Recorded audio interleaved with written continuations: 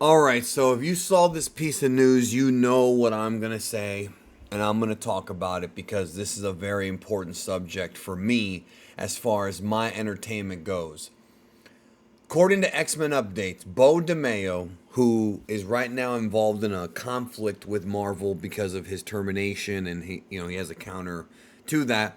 He was the showrunner for X-Men '97 season 1. Says plans for Onslaught Age of Apocalypse have been canned for season 2 of X-Men '97. So the story that came out yesterday is that X-Men '97 season 2 was going to be all the way in 2026. And that was weird because X-Men '97 was such a huge hit. Why would they wait this long? Well, here's why. So, I have been talking about this since before a single episode of X-Men '97 came up. And I said, I want to see Onslaught. I want to see them do the Onslaught storyline in X-Men '97, especially since I'm pretty sure it was the year 1997, if not 98. I think it was 97 when the comic book Onslaught character storyline happened. So clearly they were setting up some kind of Age of Apocalypse story based on the ending of X-Men '97 season 1, where half of them are in the future in the Age of Apocalypse. Well, not half, just Scott and Jean.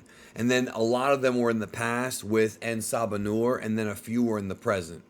So they were setting it up to do it. And now, according to this report, they have scrapped it. And it pisses me off. It really does piss me off because I really wanted to see this storyline. Onslaught is not the most thought provoking story in the history of X-Men, but it certainly is one that was an epic event, and it's one that I've always wanted to see portrayed because of how over the top it is.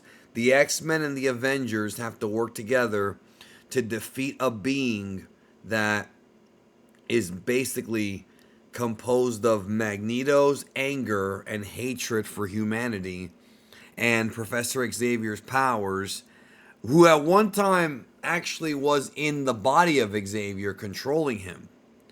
And then what happened was he got so powerful that he created a portal inside of the astral plane and came into the world of reality. So he was a psychic creature. In other words, he had no physical body, took over Xavier's, and then eventually he got one by leaving Xavier's body, which is a complete trip. The Age of Apocalypse, of course, was the big reboot storyline they did where they basically ended all of the monthly X-Men comics, started up new ones, and told this story of a post-apocalyptic future where there was no Xavier, Magneto was leader of the X-Men, he was with Rogue, and things were different. Aspects of that story were used in X-Men '97, so it really seemed like we were going to get a version of that. And it looks like now, because of this Beau DeMayo conflict, in order to get Beau DeMayo's name taken off of X-Men '97 as executive producer, they have to rewrite the entire season.